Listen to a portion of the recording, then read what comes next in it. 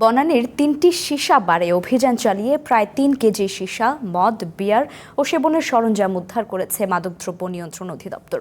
মঙ্গলবার রাতের অভিযানে ৩ জনকে গ্রেপ্তার করা হয়েছে। এই ঘটনায় ৮ জনের নামে মামলা হয়েছে। দুপুরে তেজগাঁওয়ে মাদকদ্রব্য নিয়ন্ত্রণ অধিদপ্তরের কার্যালয়ে সংবাদ সম্মেলনে এসব তথ্য জানান কর্মকর্তারা। তারা জানান ২০২৫ সালের মার্চ থেকে ২০২৬ সালের মে পর্যন্ত মাদক সংক্রান্ত ঘটনায় ৫৩ জনকে গ্রেপ্তার করা হয়েছে।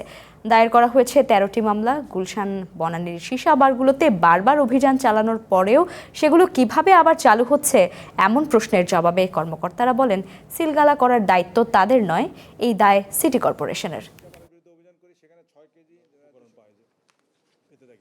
এই মুহূর্তে আমরা বার বলতে যা বোঝায় অবৈধ বার নাই। ব্যক্তিগত কালেকশনে যদি ২-৪ বোতল কারো কাছে থাকতে পারে, যখন সীসা জাতীয় কার্যক্রম পরিচালনা করে তখন তার বিরুদ্ধে আমরা ব্যবস্থা নেই এবং সীসা সংক্রান্ত যে কার্যক্রম আছে আইন মোতাবেক আমরা সকল কার্যক্রম গ্রহণ করি।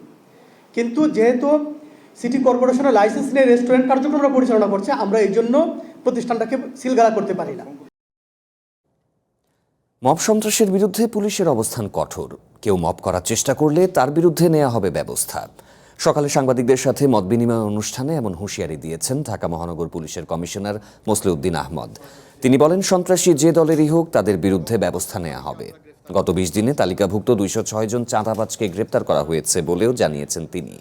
ডিএমপি কমিশনার জানান, দেশে উগ্রবাদের তেমন কোনো তথ্য আপাতত ডিএমপির কাছে নেই, তবে পুলিশের বিভিন্ন ইউনিট সতর্ক আছে।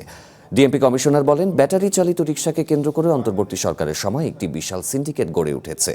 এই সিন্ডিকেট এমনভাবে বেড়েছে যে পুলিশ একা সেটা বন্ধ করতে পারবে না, তবে পুলিশের অভিযান চলমান রয়েছে।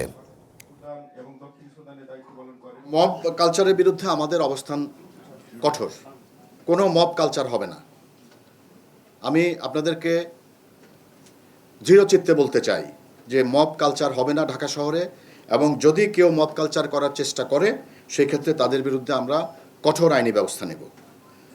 আর আপনি জানেন যে মব কালচারে যে ২-১টি ঘটনা ঘটেছে সেখানে মামলা নেওয়া হয়েছে এবং আসামি গ্রেফতার করা হয়েছে।